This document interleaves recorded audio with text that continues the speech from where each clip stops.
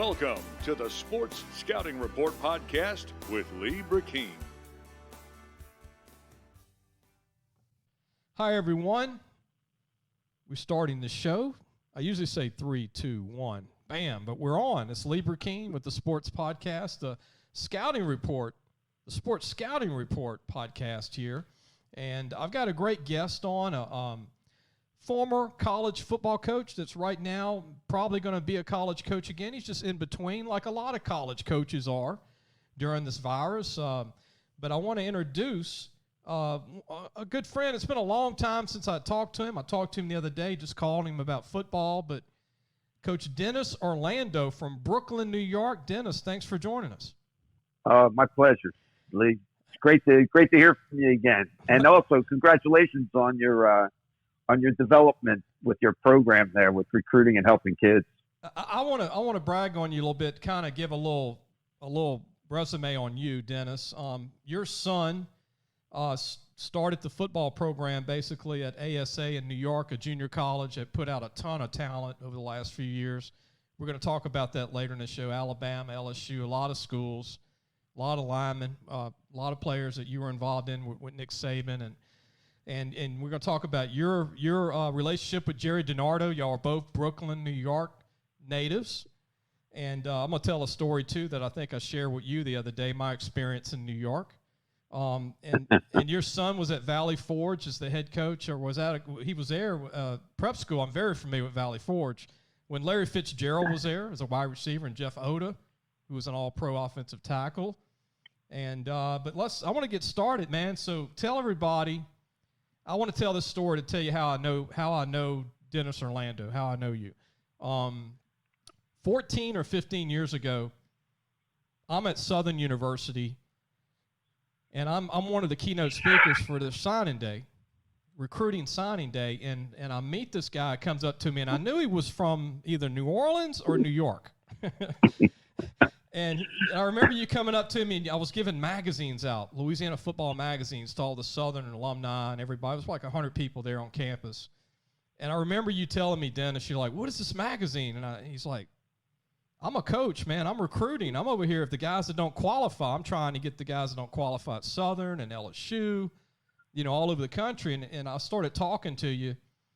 And, you went back to ASA and to coach, and we helped each other on a couple of kids here in Louisiana a few years ago, and but it's very interesting how you meet people. And then you went to LSU twice. You're from Brooklyn, but you were at LSU when Gerry DiNardo was the coach at LSU. Tell everybody that story, how you ended up at LSU, and then your relationship with Gerry, both being from Brooklyn, New York. Okay, well, actually, I don't know if I'm going to have to go way back here. I went to prep school, but I was in touch with, coming out of high school, I was in touch with a coach. This should knock you down a little bit, and I'm sure people will know it. Coach McClendon and a Joe Labruzzo. Yeah, the late Joe Labruzzo, Yeah, and LSU running back. Exactly, and when they beat Arkansas and in a Cotton Bowl, I believe it was, or the Sugar Bowl, or whatever. They beat Wyoming or something. Mm-hmm. And, well, the short of the story was Joe was kind of like my idol, and me and him had been communicating because Joe was more my size, so I identified with him a lot more. And as things unfolded, it was during the Vietnam era, and he had already completed at LSU, and I got astray. I went astray, with the military and a couple other things, and was never ever really to get back to LSU. But I was, I wanted to get back there, and I did want to finish up, my degree, my last 2 years there, and it was kind of a passion. I really loved the spirit of Louisiana. I love the people of Louisiana. They were all great people, and it really did remind me of like a miniature New York, quite frankly. Yeah. With the diversity of ethnic backgrounds and the mixture of all kinds of peoples coming together with different cuisines, etc., foods and whatever. And so when Gerry got the job at LSU, it just so happened it was when I went back. I went back in '99. So he was there for 99 and then 2000. And I believe then Gerry was released and then Nick Saban came on. And that's when that second year was kind of when I was finishing. But in there, I was friends with, Greg LaFleur and you remember, Greg? Yeah. Greg was Opelousas tight end, played for the Cardinals, one of the best tight ends I thought to ever play at LSU. Yeah, I keep on telling him different things, but he's but anyway, now Greg's great people. He was associate AD at the time with Joe Dean, right, and just great people. And we had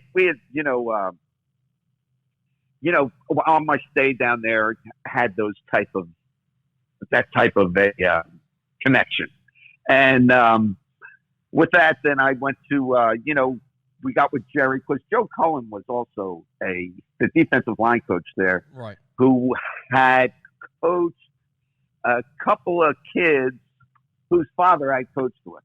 Okay. And they went to Richmond when Joe was at Richmond, and he had coached there. So when he knew I was down there, me and Joe got together with. I mentioned that before. Willie. It slips my Willie Gray played at St. Aug. Willie Gray, right? Willie. LSU. So Willie was playing for Joe, and he brought Joe over, and then me and Joe just got together and we had a good old time. And then with Gerry, it just became things happened real quick. Gerry wasn't too successful that last year, and when I guess that loss to Ole Miss really put a nail in it. Yeah. But from there, Gerry was always, had his ideology was always to like protect the kids and get them degrees and do the academic thing and all that. And he put a lot of time and effort in that. And I guess, sometimes you forget what you're there for, I guess sometimes. And the real purpose is, it's to win. You got to. There's no way you're going to coach there and not fill up those hotels and restaurants and everything else for commerce because you're trying to get some guys to graduate college. I mean, I understand that, but that's why you have counselors. Yeah. But that's neither here nor there. Now, Dennis, I want to ask you: Did you know Gerry DiNardo when you were growing up in Brooklyn? Since y'all were both from Brooklyn? No. I didn't know Gerry. And I didn't know his brother either. Okay. Larry. Both played at Notre Dame, him and his brother. Right. Gerry, I believe Larry was an All-American. Yeah, he was good, real good player. Yeah, Larry was an All-American. So was Gerry. Gerry was real good too, also. But no, I didn't. And but of course, it's kind of funny because a couple of people heard me and Gerry, Coach DiNardo, talk one time, and they walked in. They were so puzzled, and they said, the person who was listening said, I had never heard a conversation like that before. I said, what are you talking about? We both looked at them, and he said, you guys had a whole conversation, never mentioned one person. and it was all, you remember that guy that lived down the street? Right. And, well, his sister. Like Rodney Dangerfield said, remember that street sign in the town everybody knew? Where's that street at? And everybody, you turn left at that gas station. That gas station on the corner of over there. But look, we're going to take a break. When we come back, you've got experiences with Nick Saban when you were coaching at ASA Junior College in New York. And I had an experience with Nick here when he came to LSU when he first was hired. We're going to take a break. Dennis, don't go anywhere. We'll be right back. You listen to the Sports Scouting Report. We have Dennis Orlando, longtime college football coach from Brooklyn, New York. We'll be right back. Hello, Louisiana Football Magazine fans. Like what you're hearing? Well, you're going to love our content at lafootballmagazine.com. This week, Make sure to check out Recruit Spotlight articles on Bogalusa wide receiver and Memphis commit Raheem Roberts, South Lafourche offensive lineman Kendall Walker, and Ruston running back Travian Hargrove. Also, make sure to go to our website to pre-order our North and South magazine editions for the upcoming 2020 season. All that and more at lafootballmagazine.com. Welcome back. You're listening to Sports Scouting Report. We have Dennis Orlando. Coach Orlando coached at ASA Junior College in New York that put out a ton of big-time players. And, Coach, I want to share my Nick Saban story. I think I shared it with you the other day. And then I want you a chance to share your stories because you dealt with him recruiting some of your players. He signed Leon Brown, who was a big-time O-lineman at ASA in New York that went to Alabama. But the day he was hired, I was telling you the other day that I got a phone call on a Sunday at like 8 in the morning. And this was the year Michigan State lost LSU in the Independence Bowl. LSU beat them. And I didn't know Nick Saban very well. I didn't know his name. And you know, when you don't have your number programmed in and it's an out-of-state number, you think it might be spam or something. And 8 o'clock in the morning, for some reason, I picked up. And it was Nick Saban, and he said, look, I know you've done a lot of work with DiNardo and in-state and recruiting. I need you to show up Monday morning at 7 o'clock, click. And I'm like, who is this? And this is when the office was by the stadium. You know, they didn't have the Ponderosa and everything, and the office didn't open till 9 in the morning, and unless you have a key card. And I'm not a LSU employee. And I remember getting in the parking lot. It's like 20 degrees. It's cold, and you know I got a sports jacket on, and this guy gets out of another car, and he's sweating. I mean, I can tell it's an interview probably. And it's Mel Tucker, who's now the head coach at Michigan State. But Mel was trying to get a job at LSU. I was catching him the same day he was getting interviewed by Nick. And so we're walking toward the football office, the building right by South Stadium Drive, by Tiger Stadium. And Nick doesn't say anything. You know, he just walks with us, and we're like, is this Nick? And I looked at Mel, and I'm like, I buzzed him, like, is this the guy? We get in the elevator. And before the elevator opens, he looks at us. He's like, Mel, you come with me. Lee, you go see Derek Dooley. We'll see if we'll decide if we want to keep you. And if you screw up, we won't keep you for a couple of weeks, or we'll keep you the whole time. I'll know whatever you say with Derek Dooley. And trust me, every word that you say to Derek Dooley, I'll remember it, even though we're not talking, we're talking. And I remember getting out the elevator, and Derek Dooley greets me, and I was like, well, are we going to meet with Nick anymore? He's like, nah, that's it. That's it. He's ready to go. And you know, Mel's sweating. He's like, good to meet you. And it's funny now that Mel has really become a phenomenal coach, Mel Tucker, and done great things. He was with the Cleveland Browns as a D coordinator. He was a good coach with LSU. I ran into him. He was recruiting Morris Claiborne in Shreveport one night and had a chance to talk to him way back in the day and when he was at LSU. But, you know, I really respect Nick Saban because he's so understanding of what he wants, how he wants to get it done. And we talked the other day. When he recruits, he's very impatient too. And, Coach, tell him the story about him signing your O-lineman Leon Brown at ASA Junior College in New York. He wants kids that are ready to go with the playbook polished. He doesn't like rawness. No. He's Jeff Stoutland was the offensive line coach, and I don't know if you remember Jeff. Yeah. But he's with the Eagles now. But he recruited. Jeff is actually from Staten Island in New York, so he had made it. I guess he made a swing through New York with. And of course, Leon's name came up with 6'7", blah blah blah. Had all the measurables, etc. And was playing. Came, really liked him. Loved his length, loved his athleticism, blah blah blah, this and that.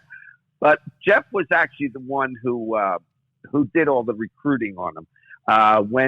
When Leon went down to visit with Nick,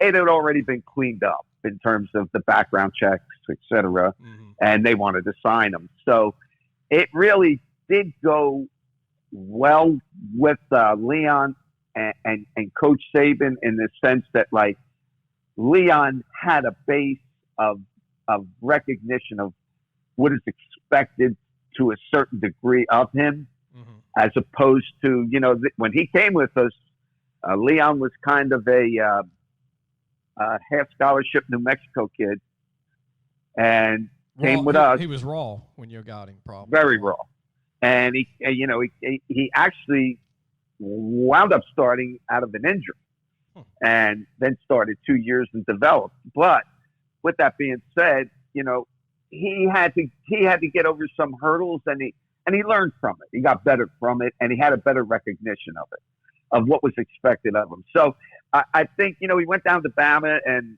he had, I think he had a little issue, but wasn't anything major. But again, it was pretty steady in terms of, like, the thing about recruiting, Lee, is the two ingredients is, you go, of course, Coach once told me, you go where you're wanted, and you go where you're going to be happy.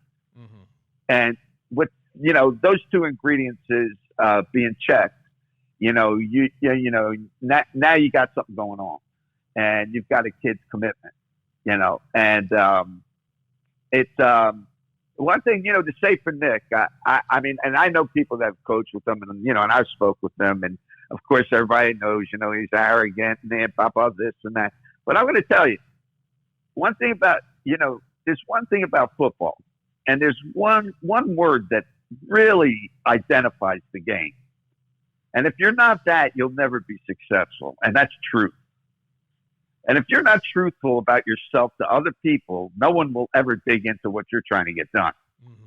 And he's a guy that just is a firm believer in what he's going to take he's going to take the bumps, and he's going to take different things with it, but he's committed to getting done what he sets out to do.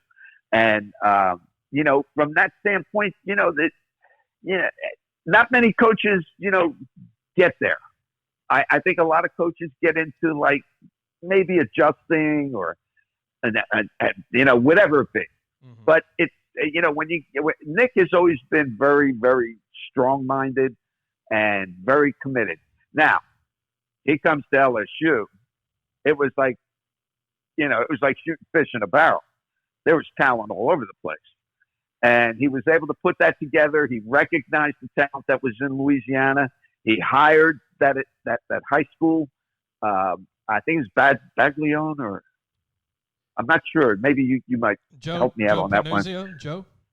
Was that? I'm thinking of Alabama. One of his assistants. No, the high school coach that Nick brought in to help him with recruiting in Louisiana. Charlie Baglio. Baglio, right? Independence High School. Yeah. Right, and actually, Gerry, opened up to get into New Orleans pretty much, and Nick opened the whole thing, and he just went and got great players, and he had a great staff, great conditioning staff. The kids were prepared, and I had spoken to Nick. I remember when he got there, and we were talking over across the street from Tiger Stadium, and he said, what do you think is going on right now? And I said, right now, I said, I think they get pampered a little bit. I said, quite frankly, Nick, I said, I tell you the truth. I said, I'd have him run over to the practice field instead of getting on that bus. That's number one. Hey, Coach, I wanted to mention this. It's not publicized, and this as a coach. But true legitimate people that do middleman work for recruiting, like video work, information work, like I did during that time. I did the whole tenure Nick was there. I did all his video. I had a film crew of 15 people, and it wasn't publicized because I wasn't in the media guide or anything like that. I was a contract person that helped. And so it was interesting. The end of my story that I told earlier is that I ended up being able to work with him and Dooley and all his recruiting coordinators. He had Lance Thompson. He had a lot of different guys, but I was able to be a part of that and help with the names and the video and go break the tapes down and the kids. And, you know, like we were doing, helping you with some kids in the past at ASA in New York. And I just admired how he wanted to be in front of everything. And at that time, nobody was really doing what we were doing nationally. I remember a couple of coaches nationally I was working for at Nebraska were telling me that, man, y'all are doing, you know, your company's filming 5 games a year in state. You're breaking it down 3 classes in advance. And this is 20 years ago. Right. And, you know, he wanted that, and he was so serious. When he told me he'd fire me in a week, I mean, he meant it, you know, but I was able to last the whole tenure. But a lot has changed since then. You have Huddle. You got Huddle with film online. Right. And but now, changing the subject a little bit, what is your thoughts on Ed Orgeron and the national championship in 2019 with Joe Burrow from Ohio, man? What do you think of? I mean, you're now back in New York right now. What do you think seeing that? I especially, you know, the fact that like Steve Ensminger, I thought just did a phenomenal. I think Steve is a great coach, and I'll tell you, I don't think there could be more of a telling tale than what he did with the kid who's with the Patriots now, who got before Burrow. What was the quarterback's name? I forget. Danny Etling. Right, and he, you know, the thing about Steve's players, they get better. You know, they get better from year to year, and he's, you know, the old thing is. It's almost like it's not what you teach, it's what you emphasize, you know, and the emphasis that he puts on his players are just like so key, being a former quarterback himself. But the thing is that when Joe Brady came in with this elaborate passing offensive scheme and, you know, they wanted to transition. That's the first thing that struck me is how well they transitioned together and how that staff, just everybody stayed on the same page. And I mean, as far as Coach Orgeron, he couldn't have done. And I don't even know if he just knew the type of people he wanted. And I'll tell you what, he nailed every one of them dead on the head because there was as much cohesion on that staff, I thought, the way it was portrayed, than any staff I have ever seen. The football team was definitely on point. I believe, you know, there are some players there that were instrumental in that championship run, of course, but that weren't really overly recruited either, highly recruited kids. Right. But they recognized talent. They were able to put it in situations and spots and make that whole philosophy work. You know, It was we always have, you know, we're not finished. You know, this is not what we didn't come here to beat Alabama. They had great, had great chemistry. Tremendous chemistry. I thought the best chemistry I think LSU has ever had. Quite frankly. You're listening to Coach Dennis Orlando, a longtime coach, spent 6 years at ASA Junior College in New York, put out a lot of big-time players, and right now you're in between of coaching. You'll see where you end up in the next year or so, Coach. But let's take a break. Coach, when we come back, let's talk about Valley Forge Prep School that we're both familiar with and talk about your son when he was the coach at Valley Forge, when Larry Fitzgerald was there, receiver, Jeff Otah, a big all-pro offensive tackle from the NFL. My nephew played at Valley Forge, Zach Payne, and helped a couple of kids go there. Morgan Scala, a center from U-High back in the day, and we'll talk a little bit about that when we come back. Parents, are you looking for advice on getting your high school athlete recruited by the right college? Lee Brakeen is your answer. Lee has been doing it for over 30 years. He knows the ropes, and more importantly, he knows the people. Lee offers turnkey service from evaluation, creating highlight tapes in the correct format, and complete guidelines for effective communication with the schools. No matter the sport, girl or boy, no matter what grade your child is in, let Lee Burkeen help match your child to the right college fit. Go to our website, lafootballmagazine.com, and get connected today. Welcome back. We've got Coach Dennis Orlando, formerly of ASA Junior College in New York, a Brooklyn, New York native. Coach, I told you, I lived in New York for about a year, in Philadelphia for 6 months, building tennis courts. And I love the food, man. Because I love Italian food. Oh, yeah. And I was in heaven, man. I had never left Louisiana. I was 18, 19 years old when I left Louisiana. Never been anywhere. And they put me in Philly, and it was like 30 degrees. I'd never seen snow before. And I remember my first day there, I was like, can I get a snowball? And they're like, what's a snowball? You mean Italian ice? I was like, Italian ice? Yeah, that's what we call it here, not snowball. They're like, what's a snowball? And I was like, yep, okay, I need to learn everything here, the language and everything. But it was my experiences in Philly and New York, Newark, the Bronx. I built tennis courts in Suffolk County. Jones Beach was a great area. Yeah. And these are all areas you're familiar with, being from Brooklyn. Uh-huh. And I caught a New York Yankees game when I was in town against the Orioles, and enjoyed the Yankees fans. They reminded me of LSU fans, real rowdy. Yeah, that's real crazy, pretty rowdy. inspired. And they didn't like the Mets at all. I found that out really fast. No, it's not. It's like Bama, you know. Yeah.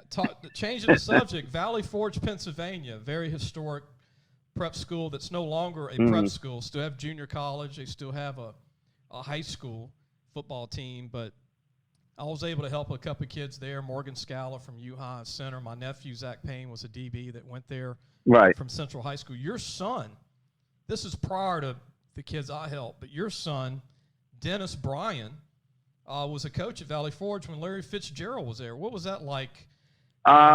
He was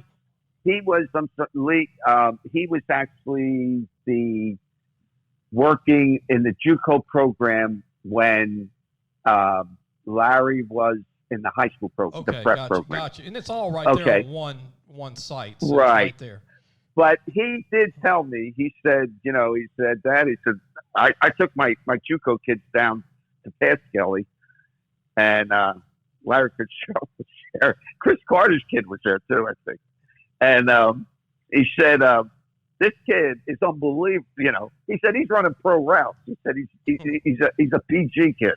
But anyway, short of the story is that the rest who went to Pitt, etc. But Dennis then the following year became the head coach of the prep program, and they went undefeated. And then the following year he coached the JUCO program, which won the conference, and I think they were 10-1 or whatever it was. And so he had quite a bit of success there with as much success as he had at ASA with the development of that and bringing that to like national recognition. But he was, I don't know if are you familiar with Jim Berner? I don't know Jim. Yeah, Jim was a longtime coach, and he was the AD at the time, also the athletic director. Okay.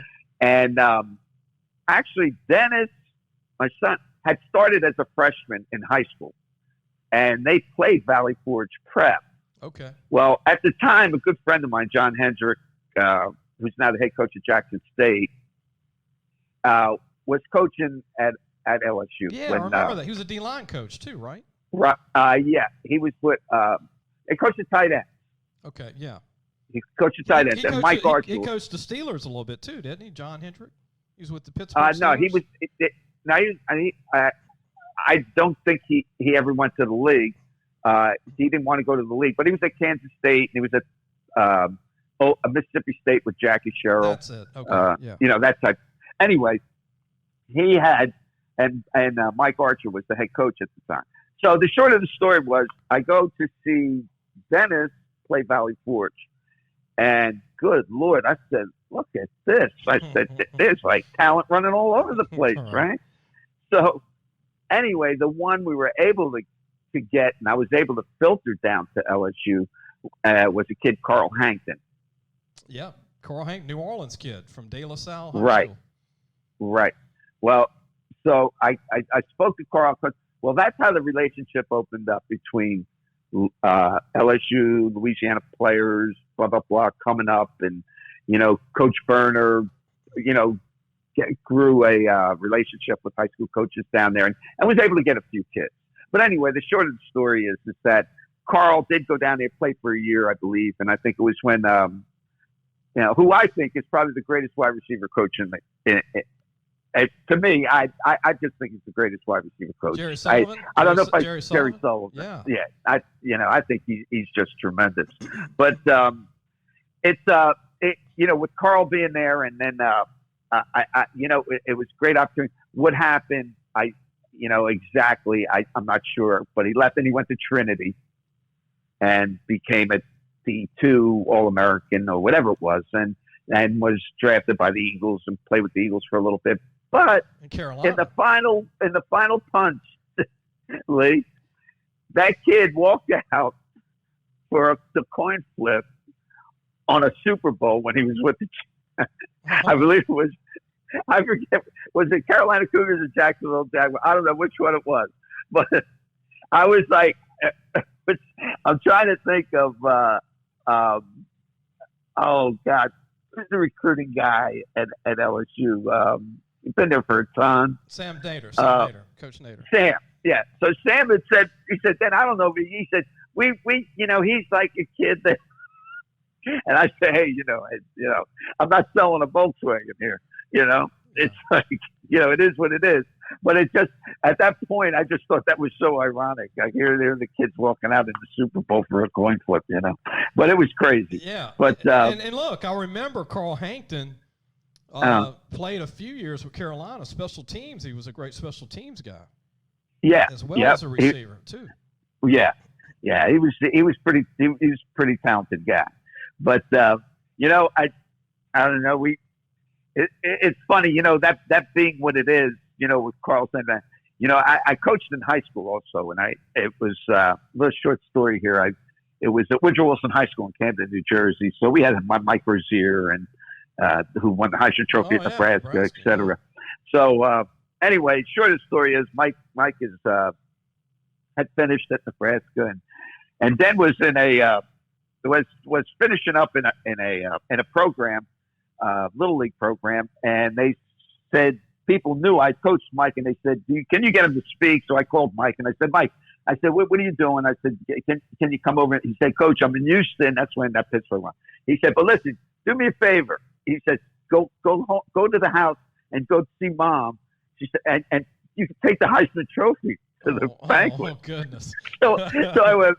I said, "Really, Mike?" And he goes, "Yeah." He says, just take it, And we thought, you're probably nervous trying to not lose this thing, man. I mean, well, you know what? I was like, there's nowhere I can go. There's nowhere I can go. I got it. I got to take care of it. Don't get gas. Don't stop and get gas with the Heisman Trophy in your car. Well, the funny thing is, I go to his mom's house. And we start talking, and because we hadn't seen each other for a while. And she goes, okay. Then she says, the trophy's up on the mantle. She said, just go. All right. Gosh. All right. So I take the trophy. Now I get in the car and I put it in the back seat. And now I leave. Now I'm going down the highway, and it's at night. It was like around 10:30 at night, I guess. Wait a minute, I got to ask you something. Did you bubble wrap it and hide it, or what? No. We you just had it we went cold. You just had the back seat, huh? Yeah, we went cold with a huge spare tire and all that, But anyway, so I'm going down the highway, and all of a sudden, I don't know. I don't think I was speeding. I don't know what it was, but it was a tail light, I think. Oh, no. But anyway, the police puts the lights on behind me and pulls me over. So he comes out of the car. And, he said at that time, you get out of the car, and he got out of the car, and he goes, I'm stopping you. And I said, no. So I said, whatever. It was a tail light or something. And I said, I didn't even realize it, whatever. He goes, he looks and he goes, what's that in the back seat? Heisman Trophy. He said, yeah. He said, "What's that in the back?" He said, "What's that in the back seat?" That's the Heisman Trophy. I don't know if he was going to lock me up for insubordination Right, of being And he goes, he looks at me, he goes, "Really?" Yeah. So now the guy is like, the police is like speaking. He says, "Wait a minute." He says, "Can I take a picture of you?" I said, "Well, you got to hurry up. I'm in a hurry." Yeah, that's a great story. But anyway, it went on, and we took it to the thing in 9,000. I had it in my house, and it was like a museum for like 3 days until the banquet. You know, it's like 9,000 kids were in there looking at it. But anyway, it's one of those crazy stories, with that come with the territory of involving yourself with football. Right. Dennis, let me ask you. We listen to Dennis Orlando from Brooklyn, New York. Is in New York right now as we speak, and the longtime coach, a D-line coach by nature. You're a D-line coach. You can coach linebackers, but you like the D-line, like Ed Orgeron, a lot of these guys. Bill Johnson, who's at LSU. I know you know probably Bill over the years. He's coached many years, current LSU D-line coach. But I love defense, too. I'm more of a defensive guy as far as recruiting. I follow all the positions, but I like the mentality of the defense. I'm just a defensive wired person. And you're a D-line guy, but tell everybody, because you're in between jobs. You were at ASA Junior College in Brooklyn. Tell everybody about Badara, who went to LSU. He was at ASA. Well, he was at ASA when we were not. My son recruited him. Okay. Out of Massachusetts, where we had another kid who we had with us who went to Alabama after Leon was a kid, Charles Baldwin. Okay. Okay, and he left. So he had Abdul. I'm a little shaky on the pronunciation of his last name, but he was also from Charles's school. So Dennis had the connection. After that occurred, Dennis went to Miami because they have another campus, ASA, and it was in Miami. Okay. And that was supposed to what we were supposed to take over after Brooklyn. And a couple of things arose, and it just didn't come to fruition. But our success was, Dennis he was the leader. He hired everybody, gave everybody the opportunity to develop the program, and but the one thing is that we had, I recruited California, I recruited down in Louisiana. Florida was very big, Broward and Dade County. And, you look at film, but getting out there and meeting the kids, and that's the best medicine, Right. And I often told kids, there would be kids that I really liked, and I would tell them, I'd say, the two things that I expressed to you about, going where you're wanted, and going where you'll be happy. When I would speak to them, I would tell them flat out, and I'm here. We want you. Yeah. I said, I want to clear something. I want you. I don't want another personality when you come to New York. You want the guy I'm getting to know right now. I want the guy I'm talking to right now. Yeah. So, we'd always try and establish that line of understanding. And once that was understood, it made for a more of a cohesive exchange, an adaptation to New York too. Because these kids, a lot of them were from. I'm trying to think of the place where they in Florida where they chase rabbits. Is it Pahokee or something like that? Yeah, Pahokee. That's Pahokee. it. And we had about 3 or 4 kids from Pahokee. I said, now listen. You know who went there, right? One of the most famous names, Ricky Jackson with the Saints. Oh, from Ole Miss? From Pitt? Yeah, from Pitt. Ricky Jackson went there. He went to high school there. Okay. Well, we used to tell those guys from Pahokee, we said, now look, these subways aren't these rabbits you're chasing, Don't be chasing these subways down the track. Yeah. But no, they were good kids, They were very grateful for the opportunity, and they worked hard, and we had a great weight program. Our strength coach was unbelievable. John Boley was also the offensive line coach. We had a lot of guys who were able to like really put their nose to the brimstone and get down and get after players. Yeah. And that's what it's all about. It's all about the recruiting game. Yeah. We were junior, to me, I think the most important season in football, I think, the one that dictates the whole season for you is spring ball. You have to have spring football in order for your kids to get a great understanding of who you are and how things are going to unfold. Learning, experimenting too with positions. Right. And they come in the fall, they know what to expect. Dennis, let me mention this. Go ahead. When I met you, I helped you with a running back, speaking of running backs, and speaking of what we're talking about. Patrick. It's never an exact science. So you get the running back, the kid we helped you with, you had to move him to D-line. That's where you needed him. I didn't. And I'll tell you the truth, Lee, he was a kid that was, it was frustrating because he was a tackle-to-tackle kid, and was a great size, good feet, strong guy, good quickness, strong kid. And the offensive coordinator just had a thing about, different philosophy for the a different vision, a different view of him. Where I saw him as someone who was I don't want to jump to anything here, Lee, but I'm going to tell you something. I had a kid that I brought in from. I went to a jamboree down in Homestead, Florida, and these guys were showing me all these players, and they're going like this guy, that guy, blah blah. And I said, "Who's that guy way down there in them black shorts, way down there?" They had about 10 games going on. Well, anyway, they bring the kid up, and I start talking to him, and I said, now where'd you play? And he said Northwestern. Okay. He said, I went to Northwestern High School. I said, okay. I said, how many, what position did they have you at in Northwestern? He said, well, I didn't play football. I said, what? He said, I didn't play football. I said, how come you never played football? And he said, because in Florida, if you don't graduate with a 2.0 or something, you can't play fall sports next year. And he never did. So he was kind of homeless, and he had no parents. Great kid, the whole thing. I mean, the kid was just undeniably par excellence. I mean, in terms of a receiver. He's a 5'8" kid who just was like Gumby. He had it. And he could run, and he had great hands. He's a competitor. He's just that, and a great, great kid.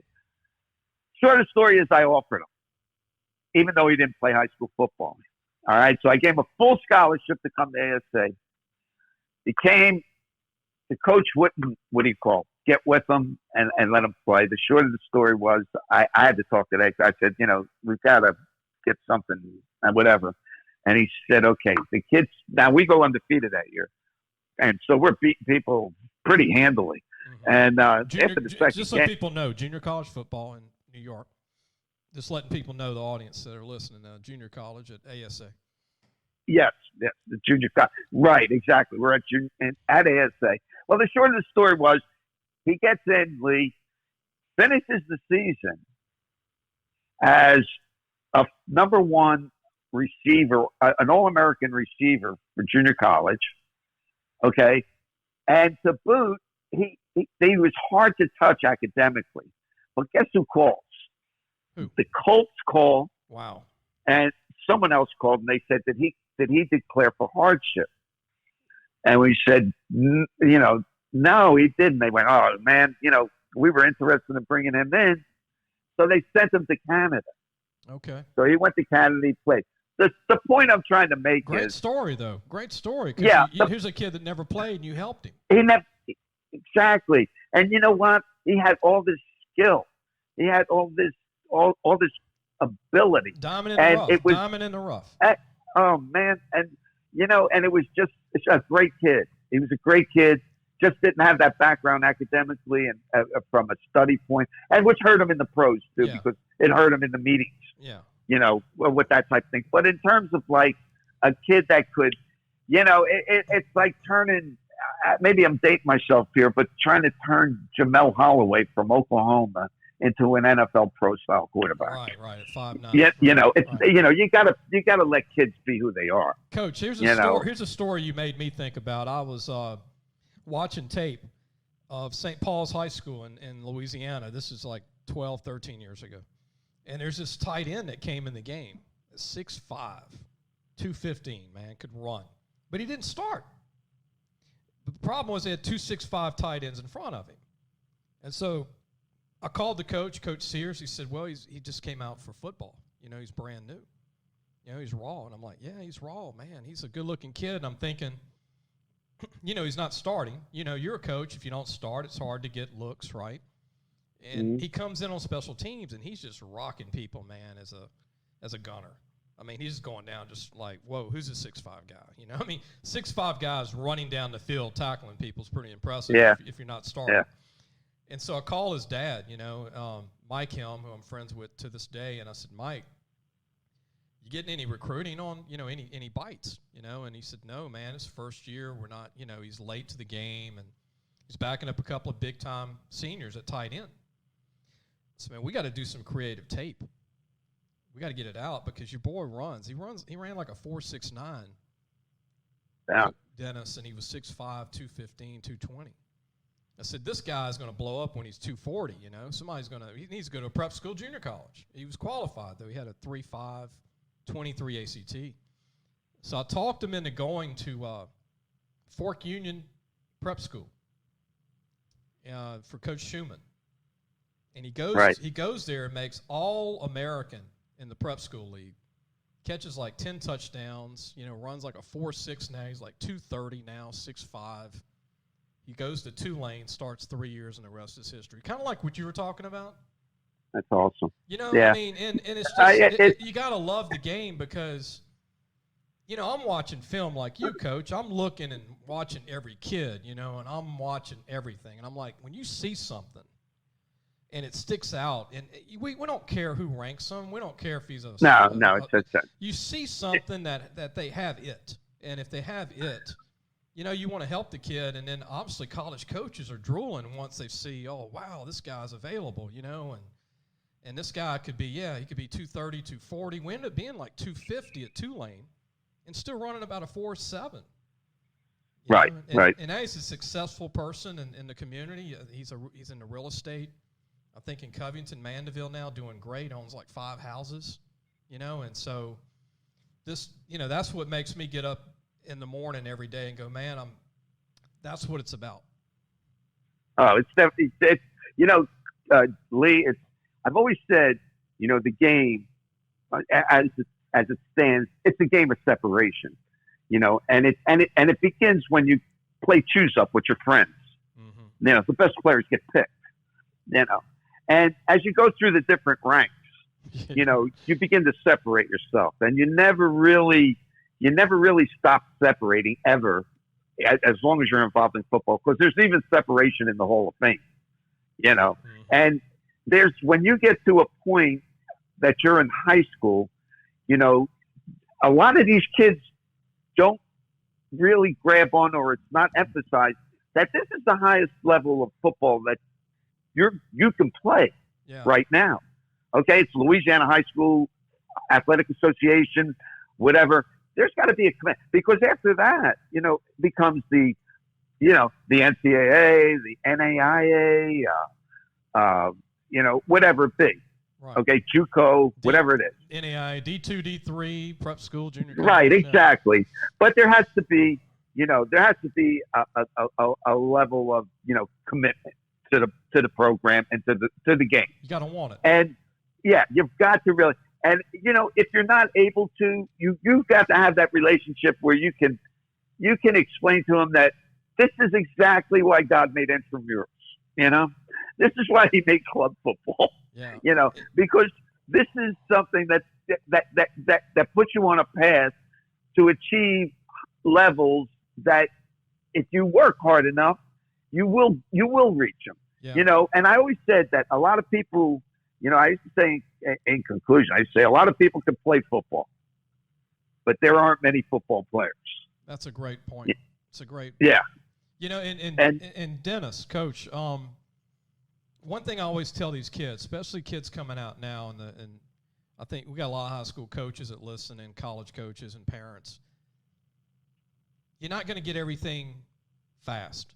And I think more people need to tell them, hey, look, if you're raw, let someone be honest with you and say you're raw. You're not polished yet. And that's really a compliment. And say, look, when you do get polished, you can have that ability to go here or here or here.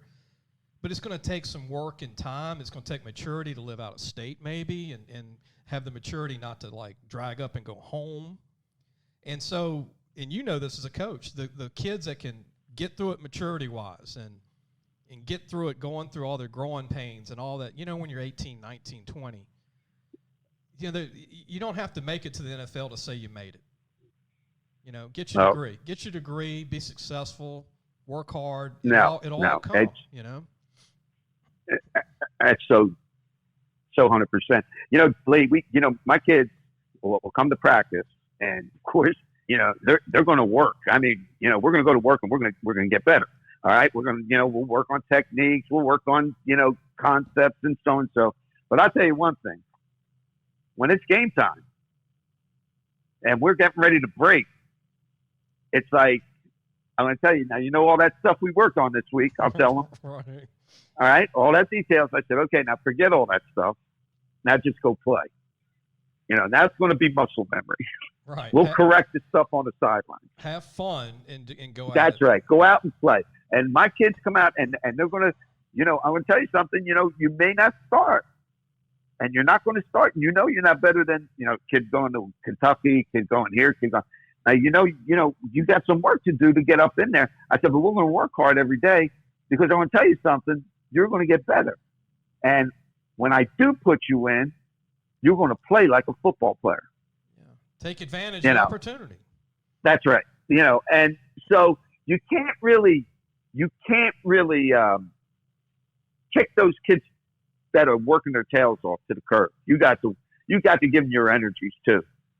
And you got to give them the opportunity to get better and improve their skill sets. Well, Dennis, but, I want to mention this to the people listening, and I want to do this to help you. You're in between right now. You're taking a break from coaching. You were at ASA, with your son. Y'all had over 100, players sign in those 6 years to colleges. Phenomenal job at the junior college in Brooklyn, New York. Tell everybody what you're thinking right now. I know you're open to maybe going, wherever. That you would be open coming to the South or North or wherever to coach again, college football. Yeah, I'm just a couple of people that have called or kind of like things that haven't come through, et cetera, blah blah blah. But I'm the kind of guy you call it, I'll haul it. Yeah. I've coached everything from receivers, running backs, quarterbacks, offensive line, defensive line. I mean, I love the interaction with the kids and getting them better. And that's, so it's kind of like a thing where someone might say to me that, like, would you be interested in so-and-so? Oh, yeah, sure. Of course I'd be interested, absolutely. But, there are, standards that have to be, at least to a point of like, it's a program that wants to get not only kids better, but it wants to help the kids get into school, do better academically. The whole package of trying to make the whole experience worthwhile. And Dennis, Coach, I want to mention this. I don't mean that because go on and on, but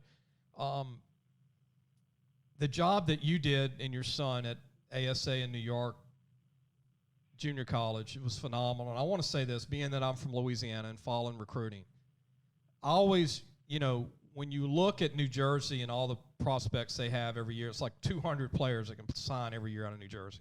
But when you look at New York, there's not that many prospects. But when you and your son and the staff at ASA were developing these kids in Brooklyn, that was bigger than anything I've ever seen coming out of New York. Don't you agree? Because New York high school football really needed this. And you didn't read a lot about New York players, and you still don't read about a lot of New York prospects. You read about a lot of New Jersey prospects.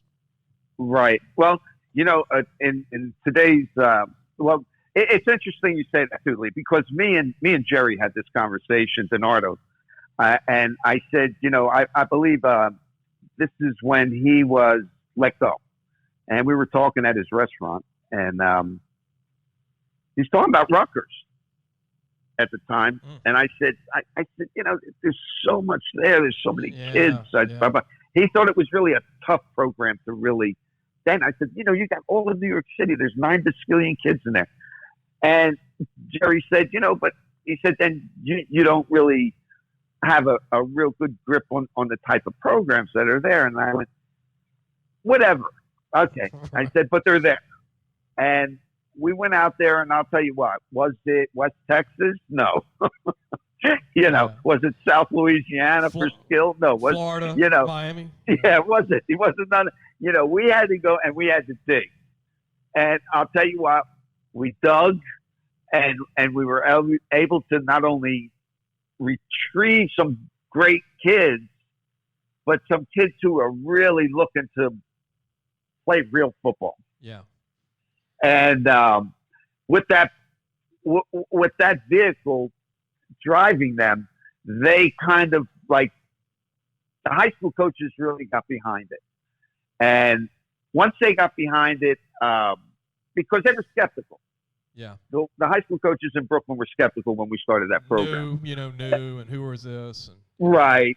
Who's going to, and we actually our first year there, after Dennis has recruited the whole class, and he actually, his first year, he had kids just going to school. Yeah. Right. They were living in hotels. Yeah. No dorms. No cafeteria. No dorms. No nothing. No cafeteria. I mean, and plus he was putting a schedule together. He's putting all the other things that go together for that, schedule, et cetera. Anyway, but we went, I think we went 7-4, and or somewhere around those parts, and it opened an eye, and well, they thought it was going to be the typical 0-9, 0-11, or whatever, and with that, we started bringing in other kids from different parts of the country. And one person who helped me a little bit was Rolando Rivera out in San Diego Ballers, out in California. And he runs. Is he kin to Ron Rivera? Rolando Rivera is he's out in San Diego, but he coached at Lincoln, et cetera, and high school in San Diego, and so and coached. But he has the same format, not as well tuned as what you're running right now, but he has the same situation. It's not that it's that well funded. Basic principles are help kids get into school, blah blah blah, this and that. And he did. He asked me. He said, "Then I got a kid who was an all-state player in California, tremendous running back." He said, "Can you talk to who's the guy who was at Oregon now? Cristobal." Yeah, I think he was at Bama, and to send a tape of the kid. The kid was a tremendous player. I mean, he's one of the best backs in California. But he didn't get any offer. He wanted to go to Bama. Mm-hmm. And so anyway, the shorter story is, I mean, it definitely unfolded the way it was explained. I mean, the way it's determined. But Cristobal turned it back and said, and, he said, he's good. He's really good. He said, we just got too many of them. Yeah. And boom, who turns around but Georgia, and Georgia offers him. And he goes, well, I don't want to, I'm going to stay out west. Now, I guess I'll go to Oregon. Yeah, right. So I always tell Rolando, I said, man, the kid had a chance to play in the national championship game. He would have been a freshman that year. The year I guess they had Swift and. Well, Coach, I want to go ahead and end the show. Yeah. Well, end our interview, but I wanted to thank you for taking the time all the way from Brooklyn, New York, to be a part of our show to share this with parents and coaches. And I wish you the best of luck, whether it's high school football, college again, prep school, junior college. I know you're going to get back in it on one level, and I know it's in your blood. Once it's in your blood, it's always there. And appreciate what you do to help kids and what you've done over the years to help a lot of players go to college and change their lives. Well, I appreciate that, Lee, and I really appreciate what you do for kids also down there. And where they need those opportunities down there also for the, to move forward. There's an awful lot of talent down there, and it's great when they all get opportunities, but more importantly, it's even better when they have an understanding of what it's going to take, Yeah. and in order to get those opportunities. But it was great talking with you, and I hope to be talking with you shortly soon. And stay safe. Yeah, and when you get hired, call me. I'll help you wherever you're hired. Oh, that sounds like a deal. All right, but, Coach. Thanks a bunch, and I appreciate it. And you'll probably be hearing from me because I might have other stories for you. It sounds like a plan. All right. All right, Coach. Thank you. All right. That was Thank Coach you, Lee. Dennis Orlando, longtime college coach. Spent many years at ASA in Brooklyn, New York. Same place, knew Gerry DiNardo at LSU, and went to LSU, got his degree at LSU. And I want to go ahead and mention, go to our website, lafootballmagazine.com, to get your preview issue for your North issue or your South issue. All 312 high schools previewed, all 12 colleges, a big recruiting section. And I'm not going to say what, but a few stories in each magazine that relate to that part of the state. Some good stories that Jace Lejeune wrote with, and I helped on some of the names, and he did all the interviews, and we did a teamwork job there with the articles. And just a great issue. It's the 220 preview issue for Louisiana Football Magazine. Go to lafootballmagazine.com.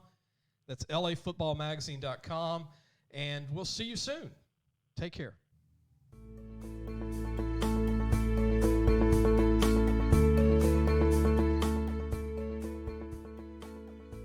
Thanks for listening to the Sports Scouting Report podcast with Lee Brackeen.